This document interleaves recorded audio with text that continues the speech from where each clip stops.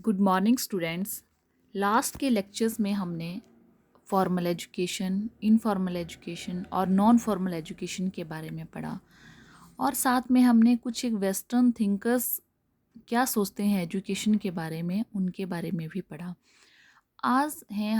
आज हम पढ़ेंगे मेरिया मोंटेंसरी के बारे में कि एजुकेशन को लेके उनकी क्या फ़िलॉसफी है, उनका क्या शिक्षा दर्शन है। जो मेरिया मोंटेंसरी हैं, एक इटालियन थी और इनका जन्म 1870 ईस्वी के में हुआ था। जब मैरिया मोंटेसरी अपनी बाल्यावस्था व्यतीत कर रही थी तब इटली की राजनीति में उथल पुथल मची हुई थी। जो मोंटेसरी थी उन्होंने बहुत प्रारंभ में ही दुर्बल मस्तिष्क वाले बच्चों के संपर्क में आने से ये बात जान ली थी कि उन्हें चिकित्सा की आवश्यकता नहीं जितनी की शिक्षा की है। उनका ये जो दृष्टिकोण था ये एक शिक्षक सम्मेलन में उन्होंने व्यक्त किया और शीघ्र ही उन्होंने लाम्ब्रोसो तथा सर्गी की विधियों का अध्ययन किया और दुर्बल मस्तिष्क वाले बच्चों के लिए एक स्कूल की स्थापना की। प्रशिक्षण के द्वारा उसने ये जान लिया कि दुर्बल मस्तिष्क वाले बच्चे उचित शिक्षण के उपरांत सामान्य स्कूलों में पढ़ाए गए बच्चों से अच्छे हो गए हैं। उन्हें विश्वास हो गया कि उसकी इस विधि से सभी प्रकार के बच्चों का मानसिक विकास होना संभव हो सकेगा। जो मैरिया मोंटेसरी थी 81 वर्ष की आयु में नीदरलैंड में उनका निधन हो गया था और उनकी जो एजुकेशन थी उन्होंने ली थी रोम मेडिकल स्कूल में, university of Rome medical school में। बच्चों के साथ साथ वो एक अच्छी फिजिशियंस भी थी। बच्चों की एजुकेशन को उन्होंने बहुत अच्छे से ग्रहण किया और खासकर जो दुर्बल मस्तिष्क वाले बच्चे थे उनके लिए बहुत काम किया। जो मोंटेसरी की जो फिलॉसफी है, जो दर्शन है, वो ये दर्शाता है कि वो बच्चों को हमेशा खिलौनों के साथ खेलने की सिफारिश करती थी। उनका मानना था कि बालकों को उसी प्रकार कार्य में व्यस्त रहने के लिए कहा जाए जैसे सामान्य मनुष्य रहते हैं। खेल कूद भी इसी प्रकार के रखे गए जो शिक्षा संबंधी हो, ना कि दार्शनिक। बालकों को जिस ज्ञान की तात्कालिक आवश्यकता होती है वह ज्ञान उनको खेल खेल में ही दिया जाता है और जो वस्तुएं बालकों के खिलौनों के रूप में रखी गई थी उनको मोंटेसरी ने शिक्षाप्रद सामग्री कहकर बुलाया। जो नेचुरल साइकोलॉजी लॉज थे उनके कि मनोवैज्ञानिक एक ऐसा क्षण आता है टीचर की लाइफ में, इसमें है लॉ ऑफ वर्क, काम करना, लॉ ऑफ इंडिपेंडेंस, स्वतंत्रता से काम करना, law of attention, the inner formation of the will, the development of intelligence, the development of imagination and creativity, the development of an emotional and spiritual life. ये जो psychologically laws थे उनका मानना था कि शिक्षक में भी ये मनोवैज्ञानिक क्षण होना चाहिए क्योंकि शिक्षक को बालक की आवश्यकताओं को समझना चाहिए और उनको पूरा करना चाहिए। बालकों की आवश्यकताएं अलग अलग अवसरों पर अलग अलग होती हैं, लेकिन शिक्षक को इनको समझना चाहिए। मनोवैज्ञानिक क्षण का शिक्षा में अभिप्राय उस क्षण से है जबकि बालक अपनी किसी आवश्यकता के प्रति जागरूक हो जाए। मोंटेसरी का कथन है कि शिक्षक इस मनोवैज्ञानिक क्षण को पहचान ले। शिक्षक को मनोवैज्ञानिक विधि के अपनाने का लाभ उठाना चाहिए। उसे बालक की किसी आवश्यकता की अवहेलना नहीं करनी चाहिए। यदि बालक अपनी किसी क्रिया में सफल नहीं हो रहा है तो इसका अर्थ है कि अभी भी वह मनोवैज्ञानिक क्षण पर नहीं पहुंचा है। अतः शिक्षक को उस क्षण की प्रतीक्षा करनी चाहिए। शिक्षक को बालक से कहना चाहिए कि अच्छाई स्वयं ही एक पुरस्कार है। बालक जब तक कुछ प्राप्त कर लेता है तब तो वो बहुत प्रसन्न होता है। वह आत्म विकास में स्वयं ही रुचि लेता है। अपनी क्रिया की सफलता पर उसे गर्व महसूस होता है। ये सफलता ही उसके लिए सबसे बड़ा पुरस्कार होता है। इसके साथ साथ मोंटेसरी ने अपनी प्रणाली में कई जो पारितोषिक विधान थे उनको नहीं रखा था। वे बालक को उसकी उन्नति के लिए स्वयं ही उत्तरदायी बना देती हैं।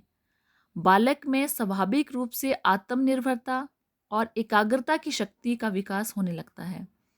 बालक को अपने व्यक्तित्व के आदर करने वाली शिक्षा दी जानी चाहिए। Learning environment. The two essentials of the Montessori environment are, जो दो मेन चीज़ें थी, जैसे पिक्चर में भी दिखाया गया है कि बच्चे अपने अपना सामान लिया है, अपना अपना मटेरियल और अपनी अपनी प्रणाली के द्वारा और अपनी अपनी एक्सरसाइजेस के द्वारा सीख रहे हैं। जो लर्निंग एनवायरनमेंट था उसमें दो बातें थी, एक तो लर्निंग मटेरियल और अभ्यास, और दूसरा टीचर। अब इसके लिए उन्होंने 6 कंपोनेंट्स को माना था। फ्रीडम, कि जब बच्चा काम कर रहा है तो उसको आज़ादी दी जानी चाहिए। स्ट्रक्चर एंड ऑर्डर, जो भी स्ट्रक्चर है पढ़ाने का वो बच्चे अपने आप स्ट्रक्चर तैयार करें। ब्यूटी एंड एटमॉस्फेयर, जो वातावरण में बहुत अच्छा होना चाहिए। नेचर एंड रियलिटी, जो भी बच्चा काम करता है उसमें रियलिटी होनी चाहिए और वो प्राकृतिक तौर पर होना चाहिए। इक्विपमेंट भी होने चाहिए। कम्युनिटी लाइफ, और जो बच्चा काम करता है वो अपने सामाजिक जो समुदाय है उसका, उस लाइफ को ध्यान में रखकर सारे काम करे।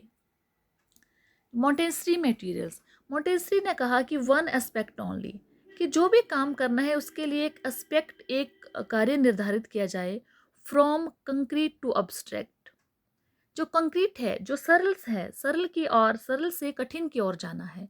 पहले इजी काम स्टार्ट करने चाहिए, उसके बाद वो धीरे धीरे उन कामों को कठिनाई की ओर ले जाना है। इनडायरेक्ट प्रिपरेशन, जो भी है बच्चों को पहले बताई नहीं जानी चाहिए। बच्चा अपने आप अपने मटेरियल की प्रेपरेशन करे। इसके लिए जो लॉ मेंटेसरी हैं थी, उन्होंने कई स्टेजेस बताई थी एजुकेशन की। जैसे एक स्टेज उसमें आती है सेंसरी ट्रेनिंग। मॉन्टेसरी प्रणाली में सबसे पहले शिशुओं में स्पर्श और श्रवण संबंधी ज्ञान इंद्रियों को विकसित किया गया था, कि सबसे पहले टच करके शिशु बताएं। जैसे कोई गर्म चीज़ है तो बच्चे को टच करके पता चले कि ये गर्म है, या फिर सुनकर बच्चों को पता चले। उन्होंने क्या किया था कि खेल खेल में ही बच्चों को रंगों के बारे में नॉलेज करवाया। बालकों को ऐसा वातावरण दिया गया जहां बच्चा खुद चीज़ों को जान सके, पहचान सके। स्वयं के अनुभव के द्वारा उसे गर्म और ठंडे के भेद को समझाया जा सके। इसी प्रणाली के द्वारा ऊंचाई और निचाई के बारे में, सिधाई गुलाई के बारे में, खुरदरा व चिकना, मोटा व पतला, इन सारी बातों का अनुभव कराया जाए। मोंटेसरी का मानना था कि बच्चा खुद टच करके देखे कि कौन सी चीज़ खुरदरी है, कौन सी चिकनी है, कौन सी मोटी है, कौन सी पतली है। मीन्स सबसे पहले उन्होंने इसी प्रणाली पे जोर दिया था कि बच्चों को स्पर्श करके बताया जाए। इसमें उन्होंने जो भी 3 सूक्ष्म भेद बताए थे वो है, निर्बल बुद्धि बालक तो एक प्रयास में ही संतुष्ट हो जाते हैं और जो रीफीडबैक है उसकी रुचि खो बैठते हैं, जबकि जो सामान्य बुद्धि के बालक हैं सफलता मिलने पर बार बार उस क्रिया को दोहराना पसंद करते हैं। इसके साथ साथ जो स्पर्श के बारे में उन्होंने बताया था, निर्बल बुद्धि बालक अपनी त्रुटियों को सुधारने में स्वयं प्रयास ना करके बार बार शिक्षक की सहायता लेते हैं, जबकि सामान्य बुद्धि बालक स्वयं ही भूल सुधार में आनंद लेते हैं। इसके साथ साथ मॉन्टेसरी ने नॉलेज ऑफ फॉर्म, जो आकार का ज्ञान दिया था। मॉन्टेसरी स्कूल में बालकों को क्या किया गया, कुछ छेदों में उसी आकार के टुकड़े लगाने को कहा जाता है। इसके बाद दृष्टि तथा स्पर्श ज्ञानेंद्रियों और मांसपेशियों को प्रशिक्षण दिया जाता है। ठोस पदार्थों के बाद बाल को चौकोर आकृतियों का ज्ञान कराया जाता है। वे ऐसी रेखाओं से बनाई जाती हैं जिन्हें बालक देख भी सकता है और स्पर्श भी कर सकता है। इस क्रिया के द्वारा जो हम सेकंड पिक्चर में बताया गया है कि मूर्त से अमूर्त की ओर बालक अग्रसर होता है। इस स्तर पर बालक को पढ़ने की शिक्षा भी दी जाती है, किंतु पढ़ने से मॉन्टेसरी का अभिप्राय कागज पर लिखी हुई कुछ आकृतियों को देखकर स्वर उच्चारण करने से नहीं है, बल्कि इसे तो वे छपाई पर भूंकना कहती हैं। वे चाहती हैं जो कुछ भी पढ़ाया जाए उसे समझना भी चाहिए। इन्हीं सारे जो मटेरियल से उनको लेकर मॉन्टेसरी ने कुछ एक एक्टिविटीज़ और कुछ एक लिखने की क्रियाओं को भी ये किया। ये इनका थर्ड सोपान था, थर्ड स्टेज थी। इस स्टेज में बालक खेलते समय चौकोर टुकड़ों की मीनारें बनाते हैं, जिसे पिक्चर में दिखाया गया है, फर्स्ट पिक्चर में देखिए आप, अथवा लंबी लंबी चौड़ी सीढ़ियाँ बनाते हैं और इस प्रकार वे लंबाई और चौड़ाई के भेद को समझने की चेष्टा करते हैं। पिक्चर में देखिए एक बच्चा बना रहा है, चौकोर आकार की आकृतियां हैं, उसमें एक मीनार बना रहा है तो लंबी लंबी चौड़ी सीढ़ियां बना रहा है। इससे उसको पता चलता है कि लंबाई क्या है, चौड़ाई क्या है। उसके अर्थ को समझने की चेष्टा करता है वो बालक। बालकों के चारों ओर वस्तुएं बिखेर दी जाती हैं। पिक्चर्स में ऐसे भी दिखाया कि बालकों के चारों ओर क्या किया जाता है, वस्तुएं बिखेर दी जाती हैं और उनको उनमें से छोटी व बड़ी वस्तुओं को छांटना होता है। जब वह छोटी और बड़ी वस्तुओं को छांटता है तब उसे पता चलता है कि छोटा क्या है, बड़ा क्या है। रंग के भेद को समझाने के लिए भी उसको कार्ड दिए गए हैं, उसको 64 कार्ड दिए जाते हैं। उनको छांटने के लिए कहा जाता है और उनको क्रम अनुसार लगाने के लिए कहा जाता है कि कौन कार्ड किस कलर का है और उसको कैसे लगाया जाए। इससे भी बच्चा सीख रहा है। प्रैक्टिकल एजुकेशन, मॉन्टेसरी ने व्यवहारिक शिक्षा की ओर ज़्यादा प्रयास किया था। इस स्टेज में बच्चों की व्यवहारिक शिक्षा दी जाती है। बालकों की मांसपेशियों के विकास के लिए उन्हें कुछ शारीरिक व्यायाम सिखाए जाते हैं। इसके अतिरिक्त जैसे कुर्सी मेज आदि को विधिवत सजाना, व्यक्तिगत स्वच्छता के नियमों का पालन करना, बालकों को प्रकृति को देखकर चित्रों में रंग भरने के अवसर दिए जाते हैं। गिनती सिखाने के लिए गोलियां व खिलौने दिए जाते हैं। इस स्तर पर बालक स्वतंत्र होते हैं और उनको स्वयं करके सीखना होता है। उन पर शिक्षक का कोई भी दबाव नहीं होता है।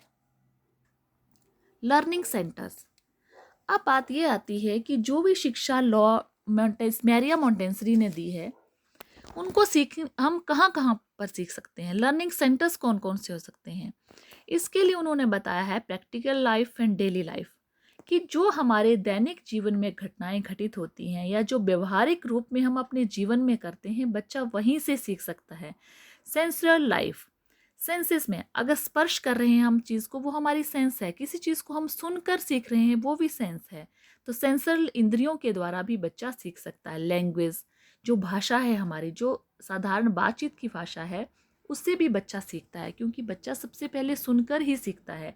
Mathematics, science, art and culture, इन सारी चीज़ों की को भी एक्टिविटीज़ के द्वारा सीखा जा सकता है। अब बात आती है कि इन सभी में जो एक्टिविटी से बच्चा सीख रहा है, टीचर का रोल क्या है। Role of the teacher, teacher एक ऑब्जर्वर है। जब बच्चा ये सारे काम कर रहा होता है तो टीचर एक ऑब्जर्वर का काम करता है। टीचर एक रोल मॉडल है, एक फैसिलिटेटर है, डायरेक्ट्रेस है। बच्चे को डायरेक्ट करता है, बच्चे को बताता है कि ये काम आप ऐसा करिए, इस भूल को आप ऐसा सुधारिए। तो टीचर ये है कि इसमें ऑब्जर्वर का काम ज़्यादा करता है कि जो भी बच्चा एक्टिविटी कर रहा है, जो बच्चा सीख रहा है, चाहे वो आर्ट्स है, चाहे वो कार्ड के थ्रू कलर्स को सीख रहा है, स्पर्श कर रहा है किसी चीज़ को, तो टीचर ऑब्जर्व करता है उस चीज़ को। With an interest in humanity, with ability to see children as unique individual, वह बच्चे को अलग अलग एक्टिविटीज़ को करते हुए देखता है। ये सारी जो मोंटेसरी की है, इसमें है कि जो स्वतंत्रता के द्वारा शिक्षा सिखाई जाती है। जो बच्चा है शोर शराबे के साथ भी इसको सीख सकता है। बच्चों को नाखून, हाथ, दांत, बटन, स्त्रियों इत्यादि के संबंध में भी शिष्टाचार बताना एक शिक्षा है। ये इनकी व्यवहारिक शिक्षा है। और इंद्रियों के द्वारा भी उसको सिखाया जाता है।